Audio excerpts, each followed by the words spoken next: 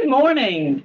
I hope everybody is well, and I hope you're just as excited as I am about today. This is the 30th anniversary of the Americans with Disabilities Act celebration, and we have an outstanding lineup of individuals that are here to celebrate with us. So this is all virtual, so technology, sometimes is a little difficult, but we're going to try to do this and get through it so that you can celebrate with us. We're very excited today to be here. We have self-advocate Kazana McKenzie is with us today. She's with the Pyramid and is going to sing for us the national anthem. Oh, say, can you see by the dawn's early light what so proudly we hail as the twilight's last gleaming, whose broad stripes and bright stars through the perilous fight, when the ramparts we watched as so gallantly gleaming, and the rockets let flare from smoke bursting in air, came through to the night as our flag was still there. Oh, say does that star-spangled banner yet wave o'er the land of the free and the home of the brave? Thank you so much, Kazana. That was beautiful, and I love that beautiful black and red dress you had on. Thank you so much. That's a wonderful way to kick things off today. We have also some photos that we'd like to share with you. We have individuals all over the state that have put on the t-shirts and have done things to celebrate out there. So let us share with you some of those.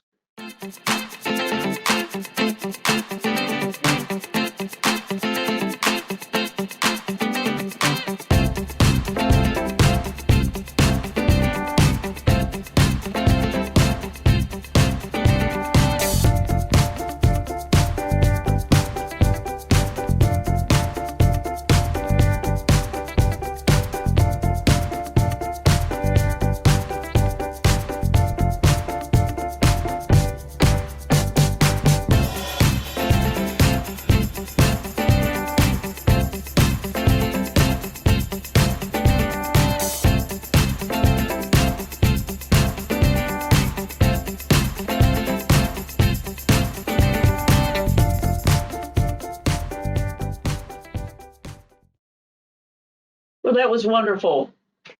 Thank you so much. That was a good way to start things off. We have a very long agenda. So let me first tell you some of the individuals that will be with us today. First of all, we're really fortunate to have our wonderful governor. Governor Ron DeSantis is going to be saying a few words, along with the Commissioner of Agriculture and Consumer Services, Nikki Freed. We also have State Representative Lorraine Osley, Secretary of State Laura Lee, Leon County Commission Chairman Brian Deloge, Diane Williams-Cox, Tallahassee Mayor Pro Tem, Elaine MacArthur, Outreach and Education Coordinator for the U.S. Equal Employment Opportunity Commission from the Miami District, John Finch, Able United Executive Director, Whitney Harris, Self-advocate and Comptroller for the Florida Alliance of Assistive Services and Technology. I think a lot of you may know that as FAST. Chevy Barnes, a self-advocate and Miss Wheelchair 2018. Peter O'Connell, Executive Director of the Center for Independent Living of South Florida. But I also right now would like to give a special thank you to our American Sign Language interpreters, Stevie Fenton and Drew Wan. Thank you so much for being with us today. It's very, very important that everybody celebrate with us today for all of the wonderful things that have been happening over the last 30 years. Really, there are also literally hundreds and hundreds of associations that help throughout the country. But in our state, we have some really great partners. And let me name a few of them that help sponsor this today. Respect of Florida, Able Trust, Able United, Vocational Rehabilitation, the Florida Association of Centers for Independent Living, and many other organizations. Just 30 years ago, individuals with disabilities sometimes had insurmountable roadblocks for them, whether it was had to do with their jobs, the building, housing. But thank goodness the ADA has changed all of that. We're so fortunate to have the backing of the governor and the legislature. This year, they funded us very well in the legislature. And so over 35,000 people are on our waiver, and our budget was maintained whole. And that's really important. But also, we were given $1 million this year to help people seek jobs. So with that, I would like now to introduce our wonderful and fantastic governor that has been so helpful with us as we work through very difficult times right now. Governor? Hi, I'm Governor Ron DeSantis. It's an honor to join you to celebrate the 30th anniversary of the Americans with Disabilities Act. The ADA has changed people's lives for the better by removing barriers to allow them to achieve their goals. Because of the ADA, more than 3 million Floridians with unique abilities are able to attend school, live and work freely in their communities, and have access to essential services. Florida is proud to be an accommodating state. I recently signed this year's state budget, and I'm happy to report that $1.5 billion was funded for the Agency for Persons with Disabilities, the highest amount ever budgeted for APD. I'm proud that the state of Florida will allocate more than $97 million to provide services to people with disabilities who are in crisis, as well as those on the waiver. Florida's Constitution, the ADA, and the laws of our state affirm equality and inclusion for people with unique abilities. In celebration of this continuing mission, I'm proud to declare today, July 24th, as Americans with Disabilities Act Awareness Day. Thank you, and God bless you. Thank you, Governor DeSantis. And I think you can see now the proclamation. So we today is very special, July 24th as ADA Awareness Day. But we are fortunate also now to have a cabinet member joining us, Commissioner of Agriculture and Consumer Services, Nikki Fried. Hi, I'm Nikki Fried, Florida's Commissioner of Agriculture and Consumer Services. 30 years ago, the historic Americans with Disabilities Act was signed into law. As one of the most significant civil rights laws ever enacted, it represents an inspiring moment in our nation that embodies hope and opportunity, guaranteeing the fundamental rights that all individuals have equal access to live, work, and learn. The ADA has had a profound impact, not just on our country, but also in the world. And since then, we've made monumental progress in accessibility and equity for people with disabilities. Disability rights are human rights, and after 30 years, this landmark achievement keeps us moving forward as we continue working towards reaching fair and equal opportunities for everyone. Here at the Florida Department of Agriculture and Consumer Services, the ADA holds a special place in our hearts. We are proud to employ a diverse workforce and to provide the tools and accommodations essential for a prosperous and inclusive working environment. Today, we take a moment to recognize the achievements of more than 2.5 million Floridians with disabilities and reflect on the progress yet to be made. On this 30th anniversary of the Americans with Disabilities Act, may we strengthen our commitment to the inclusion and support of those with diverse abilities in our workplaces and communities today and every day. Thank you, and let's keep Florida growing.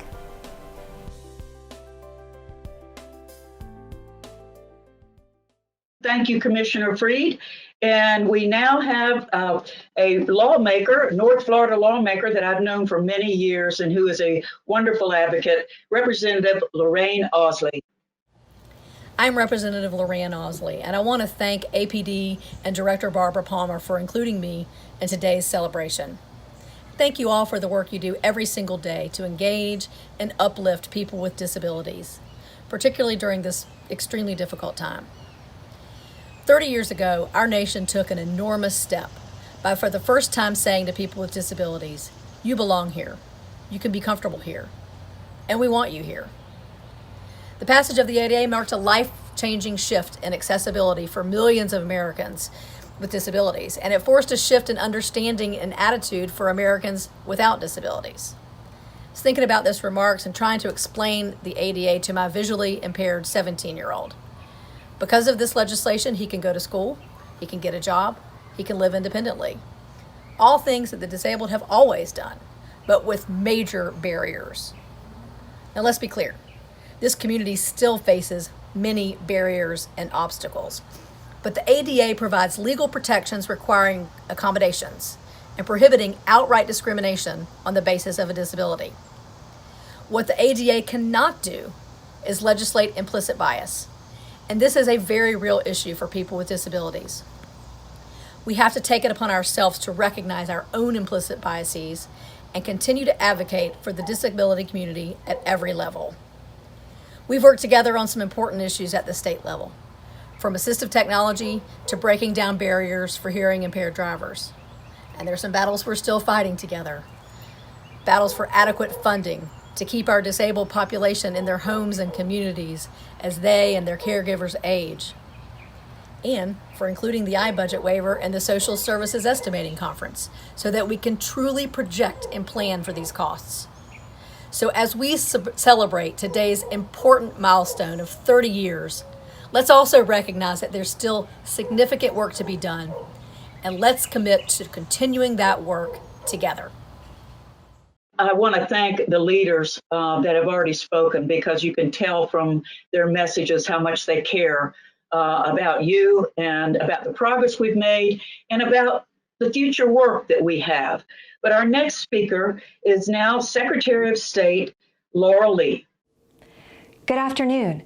I'm Laurel Lee, Florida's Secretary of State, and I'm so honored to have the opportunity to speak with all of you as we celebrate the 30th anniversary of the Americans with Disabilities Act.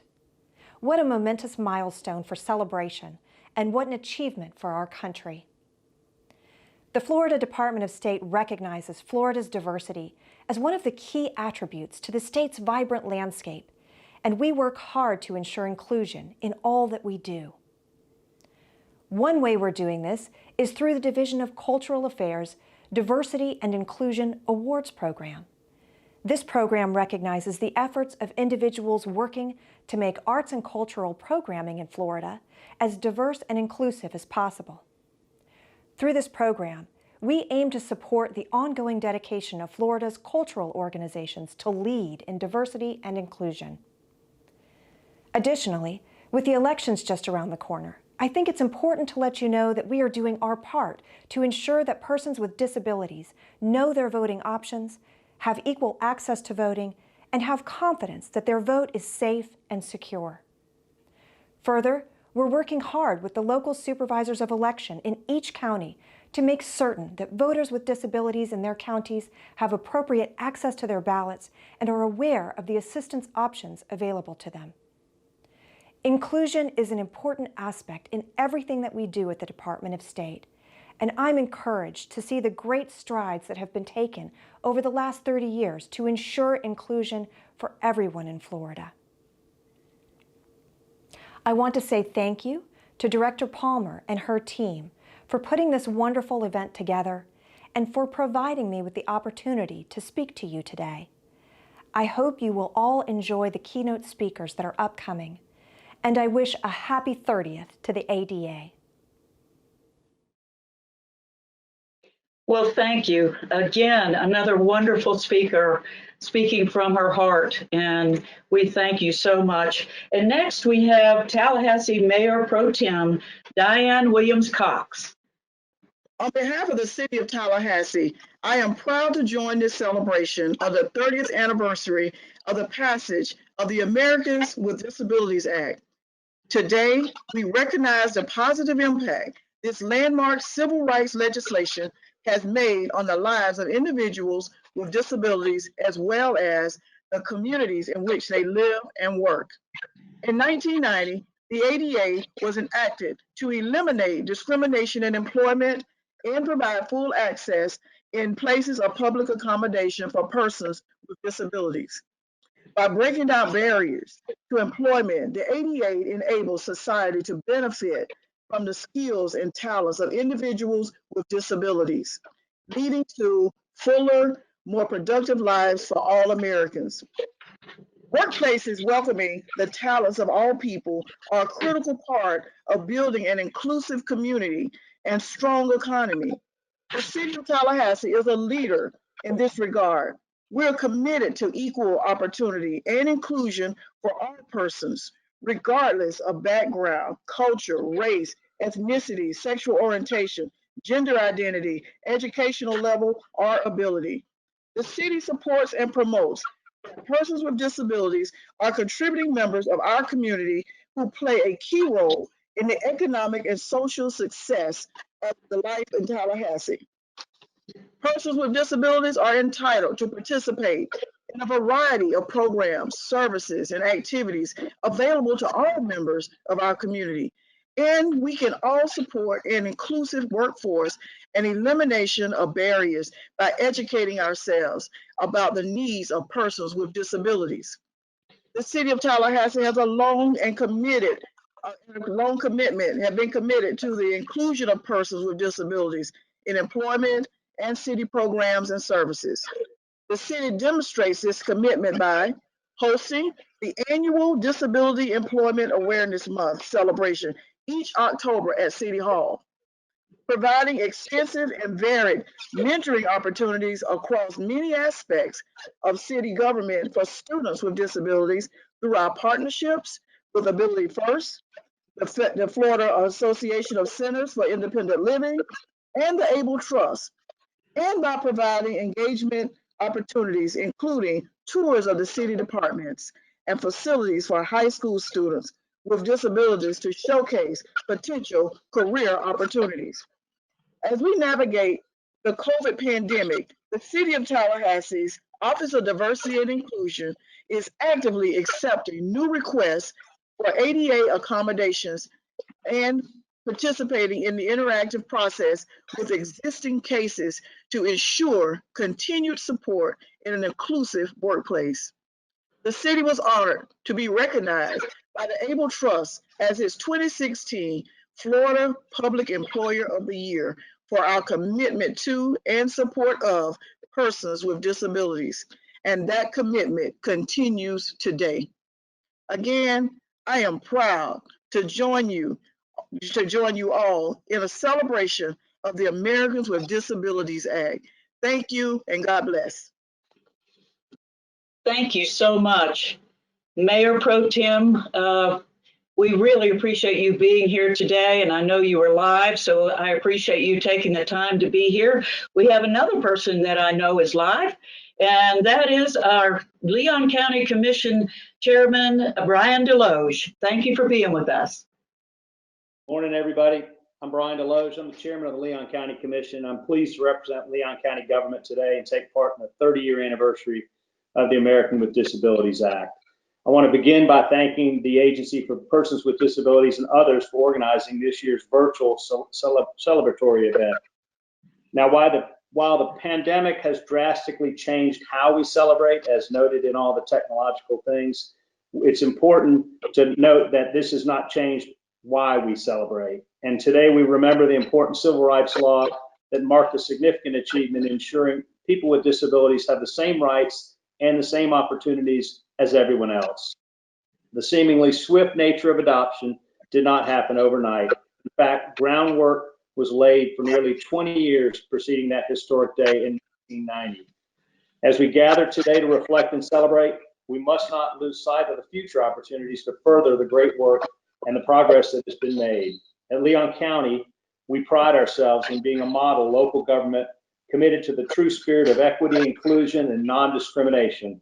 And we take that commitment very seriously. It's because of all this commitment, individuals living with a disability have better access to local government programs and services and better opportunities for full and equal participation in civic and community life. The county, in partnership with our community, has done some great things for persons with disabilities, and it's only a small part, a few things we've done. We have provided greater access to the county courthouse and a dozen other county buildings. The Leon County Project Search is a partnership providing internships and job coaching. Better accommodations for disabled drivers at the gas pump through the refueling assistance ordinance.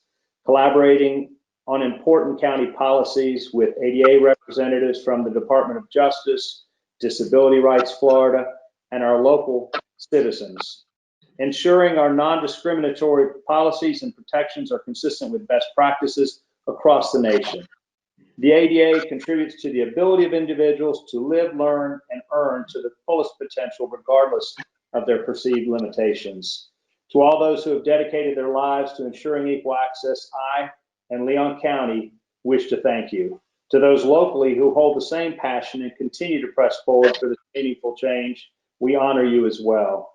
I look forward to continuing to work together to meet the needs of individuals with disabilities in Tallahassee, Leon County, and remain focused on the successes and challenges that will continue to shape the future of the disability movement. Thank you, and congratulations for 30 years.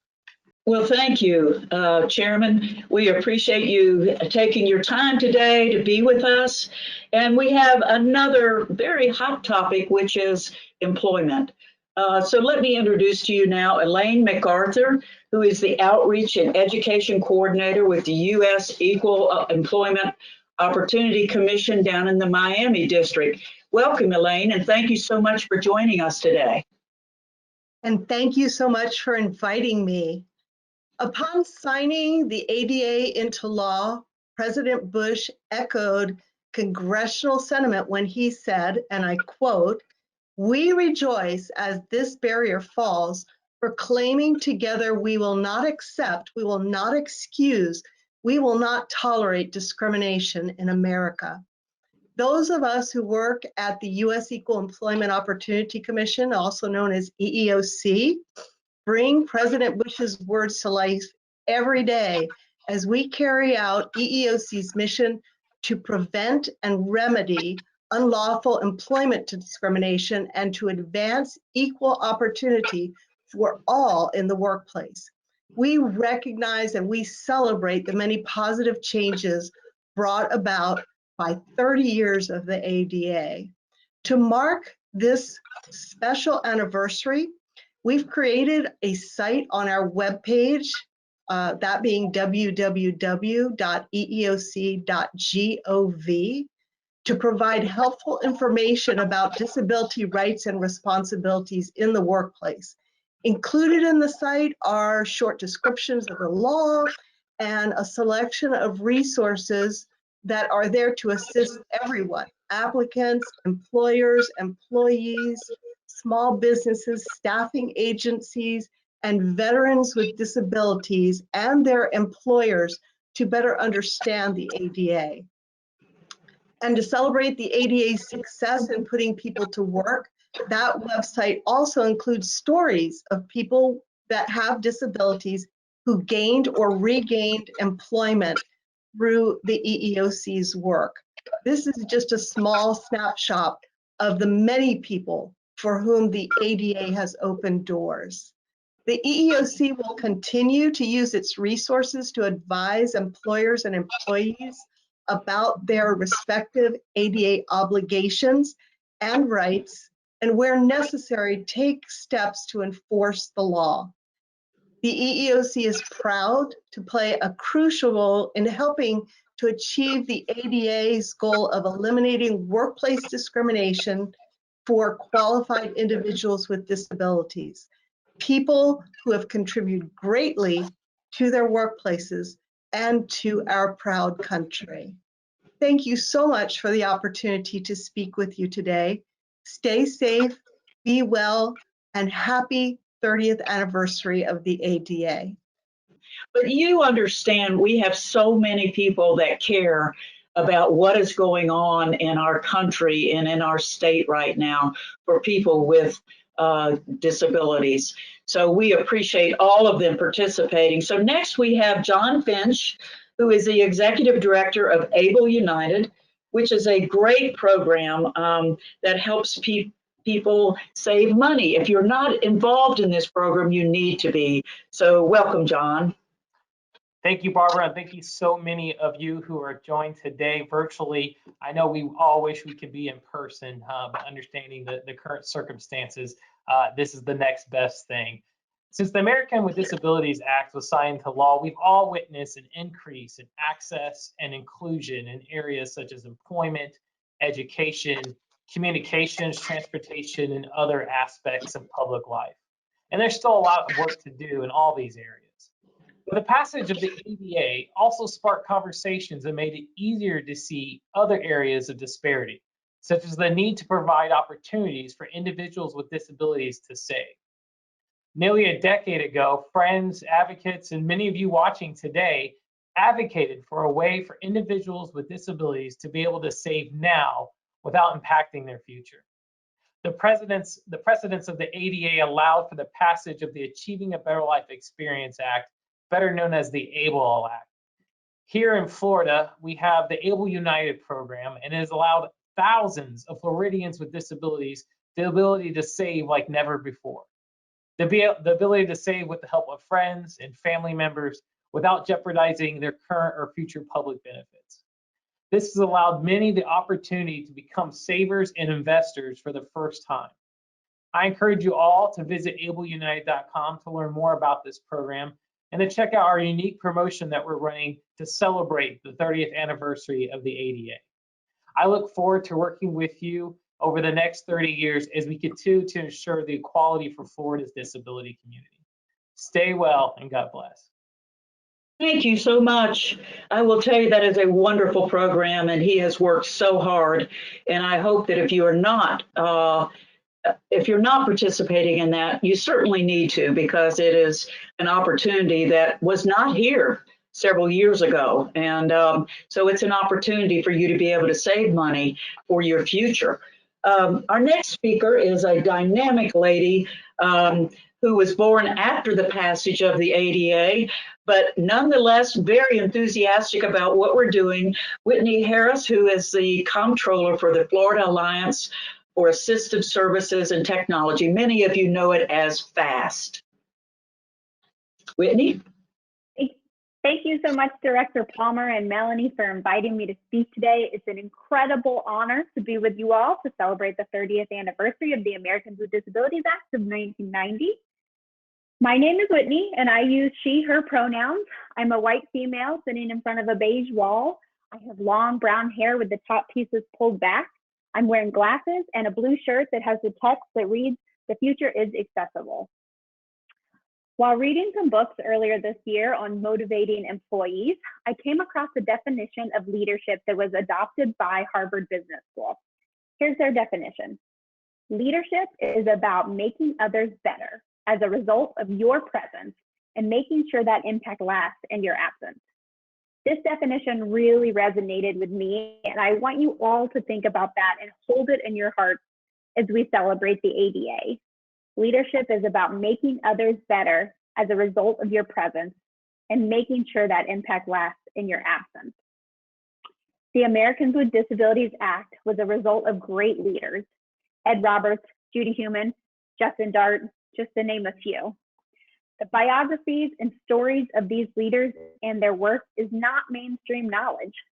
You can learn about them if you seek out the information, but as we know, disability history is not a topic widely taught in our education system. If you've ever watched Simon Sinek's TED Talk, you've heard him say over and over again, people don't buy what you do, they buy why you do it. These historic leaders created the ADA. We're having to climb mountains to get the ADA passed. Businesses and organizations, small and large, did not want to pay to make their buildings, services, and programs accessible. But the law was passed because people knew it was the right thing to do. They understood the why of the ADA. All people should be able to access buildings, receive services, receive education, and participate in programming. When George H.W. Bush signed the Americans with Disabilities Act on July 26, 1990, he said, let the shameful walls of exclusion finally come tumbling down. The shameful walls of exclusion. These are really powerful words. And if you identify as having a disability, these words cut right to our hearts. How many times have we been told we can't do something? How many times have we been left out? How many times has a door been closed in our face and the window that opens in response is not accessible to us? How many times have we been stared at, gawked at, and been made to feel unaccepted? Too many. Disability rights activist Denise Sherrod Jacobson said, the ADA was a wonderful achievement, but it was the tip of the iceberg. You can pass a law, but until you change society's attitudes, that law won't mean much. The ADA has done so much for us as a disability community. It has given us access to things that we would not have without it. But we have so much further yet to go. What does our future look like? Can we change society's attitudes? Have we really changed them already? The simple and short answer is yes, we can and we have. By simply existing, we are changing society. When we go to work, we change the views of our coworkers. When we date and have a little fun, we're changing opinions. When we run errands, like going to the bank, saving money, shopping at the grocery store, we're proving to everyone around us that we are members of this American society. But is it enough? Judy Heumann once said, I don't think I felt really shame about my disability. What I felt more was exclusion. How many of us were raised around adults who had disabilities? I wasn't.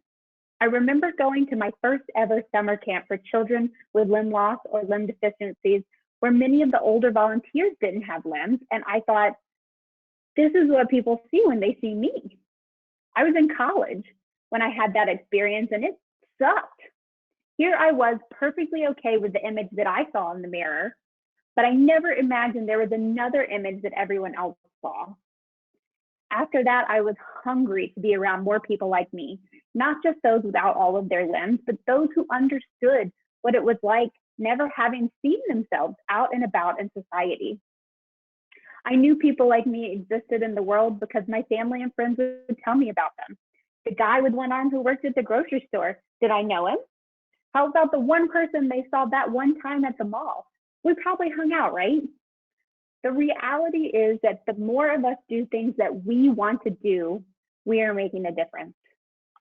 I do want to pause for a second because I want to make sure that we're all checking our privilege. I am a white, cisgendered, disabled female, and I understand that affords me privileges that not everyone in the disability community has. But I want to go a step further to say that if your disability does not define you, that's a privilege. Andrew Gurza said that for many of us, our disabilities have to define us, even when we don't want them to. So how can we keep this ball of change and societal acceptance rolling? We talk about disability. We share our experience with our loved ones. The other day, I was out shopping in the heat of Florida and wearing a mask that made my face just melt. And my fiance said that when I got home, I should take my leg off to help me cool off, my prosthetic leg. That is some scary crap right there. Being seen for who I am as a disabled person, I've been using my wheelchair more in the last few years than I ever did growing up.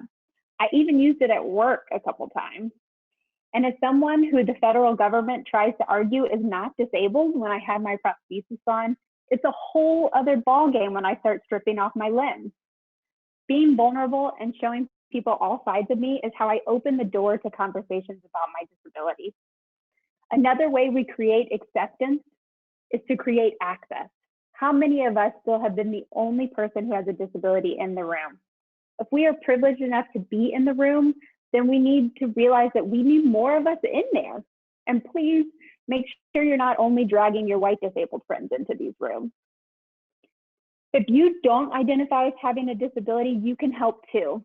Are there people who have disabilities in your office, on your board, in your social club, in your neighborhood? If there aren't, it's probably from a lack of access. In this current pandemic, we have seen more access to remote work and conferences than ever before. But what happens when the coronavirus is no longer a threat? Do we return to shutting people out of conversations in the workplace because of transportation access and wealth?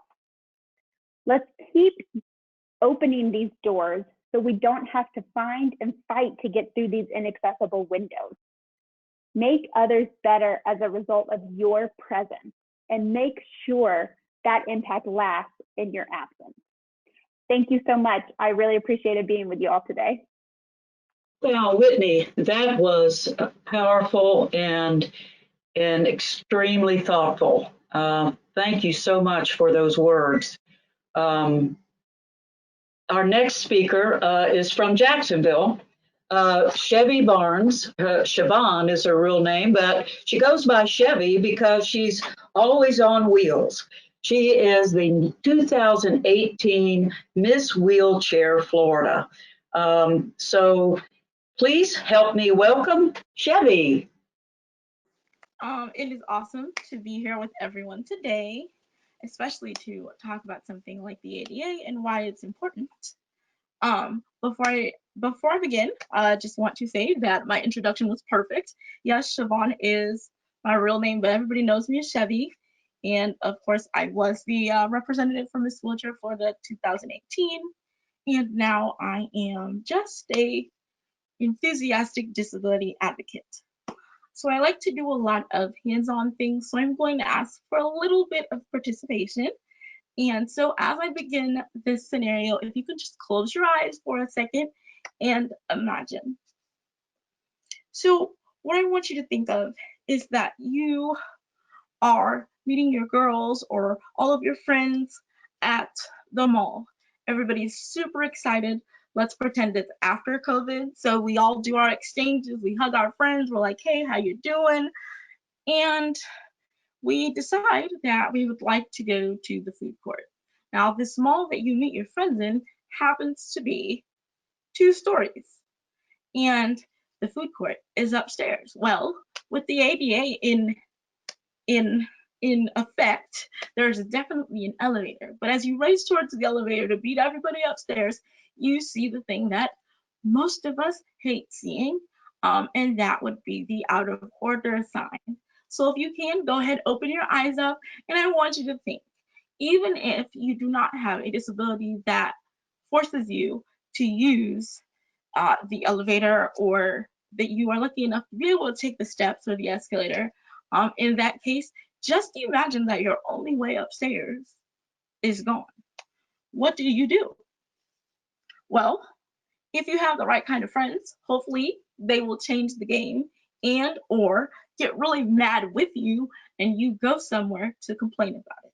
Well, that is what the ADA has done for us. It has given us a voice. Sure, back in the day, we could not, well, we could make noise, just no one cared about that noise, right? So now people care and people are listening. So when I thought about the ADA, there are a lot of things that I could say. There are a lot of things that I shouldn't say. And this is what I've come up with. The Americans with Disabilities Act for the USA, I believe, is changing everything. But I think that my perspective on the Americans with Disabilities Act is just a little bit different. I joke a lot with my friends that I have 3 strikes. My first strike is that I'm Black.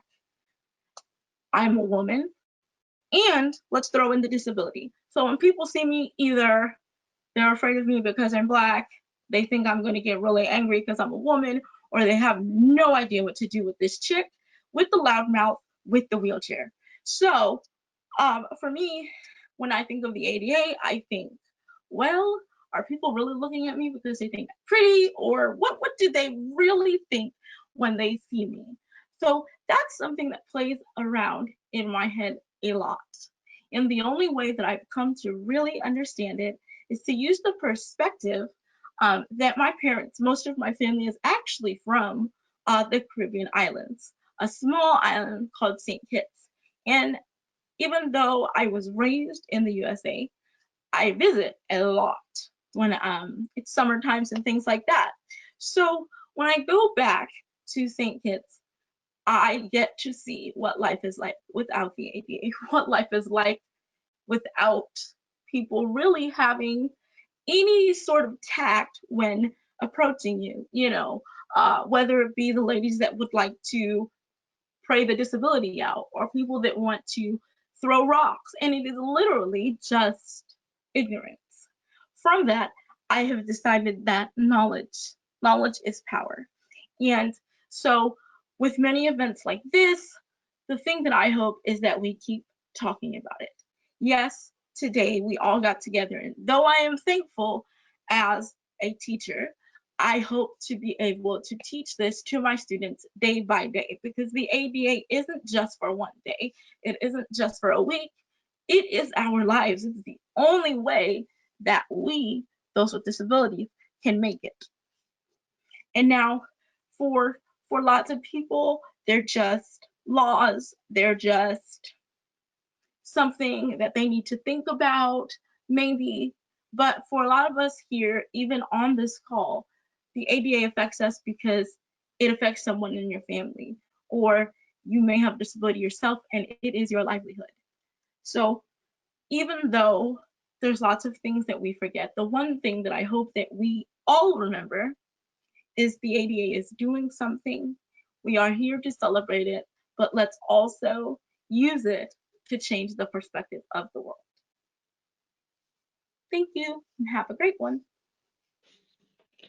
Thank you, Chevy. That was certainly also very thoughtful and inspiring.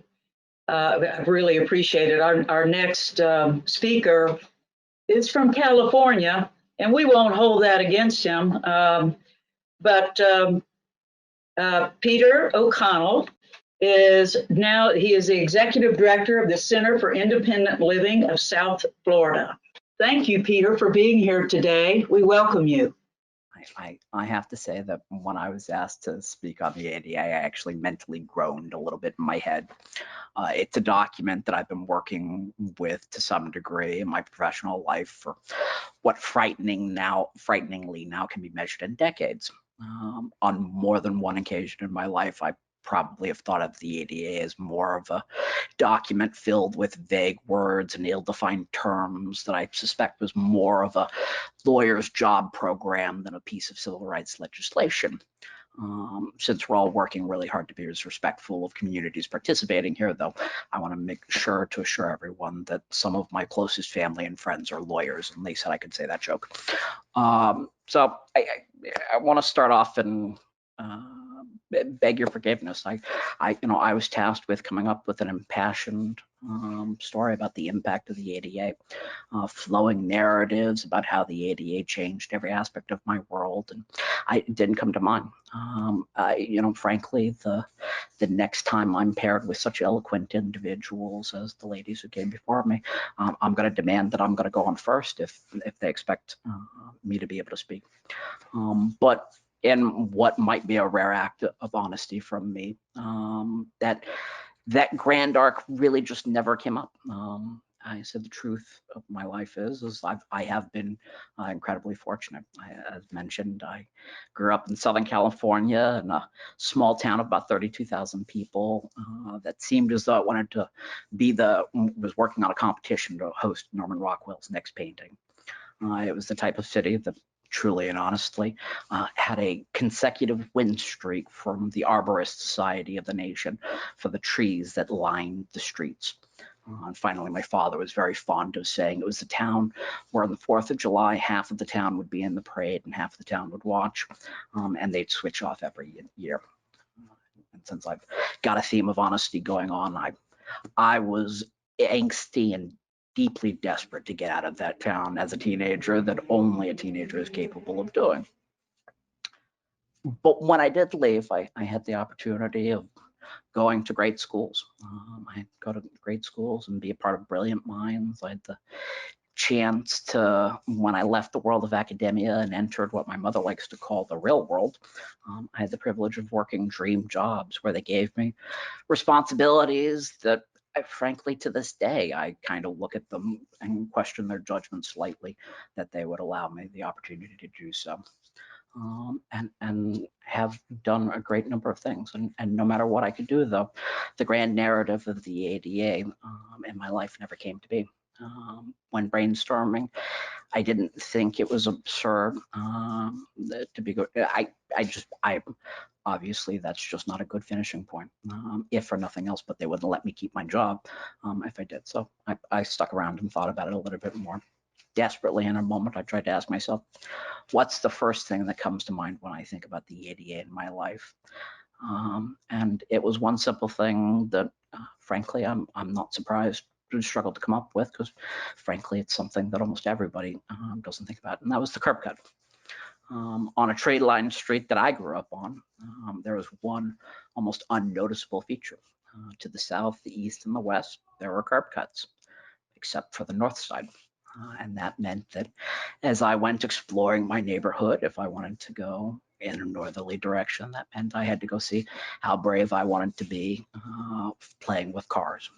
For some reason, neither of my parents seemed particularly interested in seeing how well I could manage that, but many of my friends were more than happy to see it go. And it's a very surreal feeling to come to realize that you're in this beautiful place, in this beautiful town filled with loving people all around you, and there just happens to be an invisible wall. And not only is it an invisible wall, but it's an invisible wall that only you experience and only you encounter. And because it's the only thing that you've ever known, even you don't notice the invisible wall.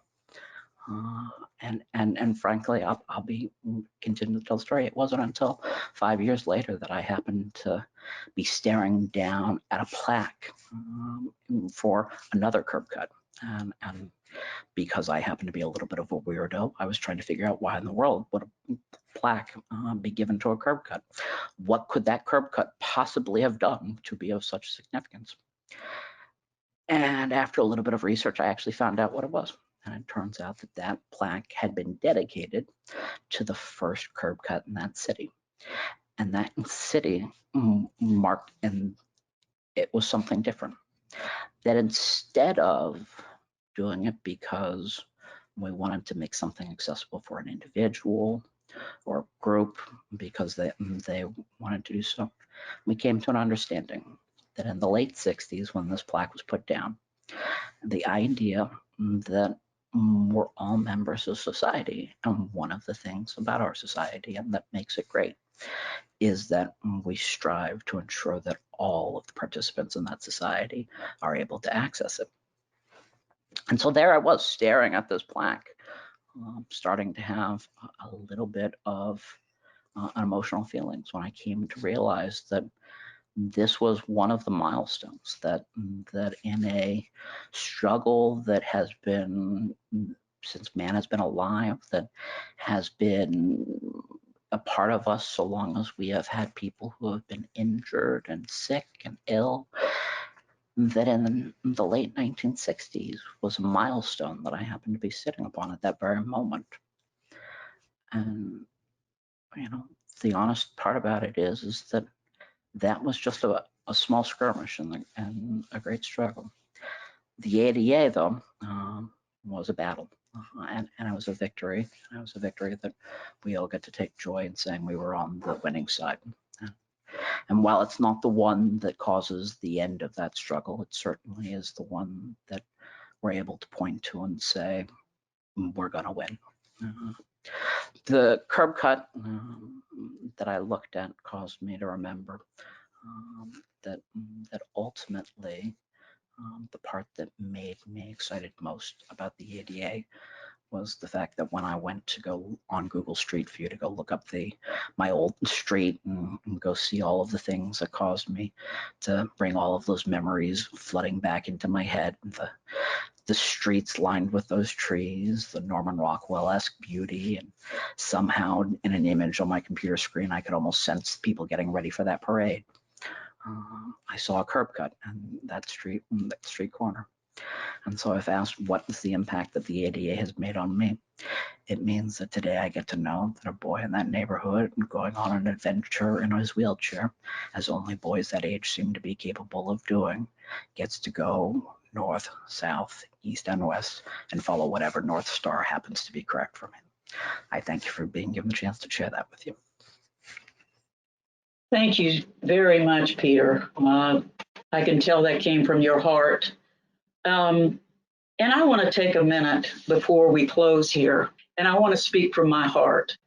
because I think a lot of things were said today that were from people's heart. And we have come a long way. I remember in the 70s, I'm old enough that in pre-ADA days, and in the 70s, one of the first things I did when I finished graduate school was to help with the transition of people out of institutions into the communities, into group homes.